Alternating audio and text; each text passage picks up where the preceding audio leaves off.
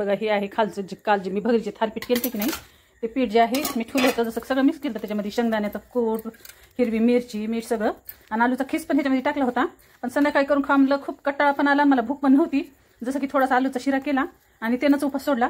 तर आता कालचं जे आहे ते तसंच राहिलेलं आहे उंडा आता भगरीचा. आता मी ह्याचे करणारे भजे आणि कसं असा काही उपास सोडलाय तर आता हे काही कुणी खात नाही काही नाही.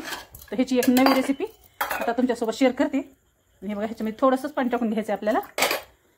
हे बघा असं मिक्स करून घेणार आहे. भरपूर अशी हिरवी कोथिंबीर टाकली मी आणि मला खूप आवडते कोथिंबीर. जितकी कोथिंबीर टाकली की नाही आणि भज्यामध्ये तर खूप छान लागते. तर चला आता ह्याच्यामध्ये आलूचा खीस वगैरे सगळं काही आहे आणि ह्याचे भजे करणारे मी. आता बघूत आपण कसे ह्याचे भजे होते ते.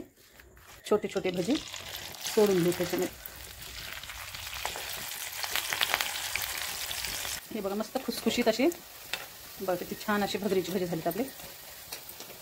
नवीन नवीन वस्तू काही पण असं सहज ट्राय केलं ना ते खूप छान होतात. आणि आता उपास नाही काय नाही म्हणून कोथिंबीर ॲड केली, नाही तर कोथिंबीर उपासाला नाही चालत बरं का. आणि आम्ही जिरे कोथिंबीर उपासाला काही टाकत नाही. चला म्हणजे मस्त खुसखुशीत आपले भजे असे बघू शकता किती मस्त आणि एकदम असे कुरकुरीत झालेत भजे. हे बघा कांद्याचे जसे कुरकुरीत पकोडे असतात की नाही सेम तसेच झाले तर आणि खूप असे कुरकुरीत झाले तर तुम्ही बघू शकता. आणि कलर पण किती भारी आलाय. आणि तुम्ही पण नक्की असे भगरीचे जे भजे आहेत ना ते करून बघा आणि कशी वाटली रेसिपी ते पण मला कमेंटमध्ये नक्की सांगा. आणि चला आता आम्ही इथं झालो तयार, कारण मला जायचं आहे आता देवी बघायला. जसं की आमच्या मार्केटमध्ये पण देवी बसवतात, कॉलनीमध्ये बसवतात. तर आता सगळीकडल्या ज्या आहेत देव्या बघून यायच्या आता. आणि इथं जे आहे आता मिस्टर येणार आहेत न्यायला, तर मी इथं झाली तयार. तर आमच्यासोबत चला तुम्ही पण आमच्या गावच्या जे किती देव्या बसल्यात कशा बसल्यात ना ते तुमच्यासोबत शेअर करते. ते व्हिडिओ जे आहे ते लास्टपर्यंत नक्की बघत राहा.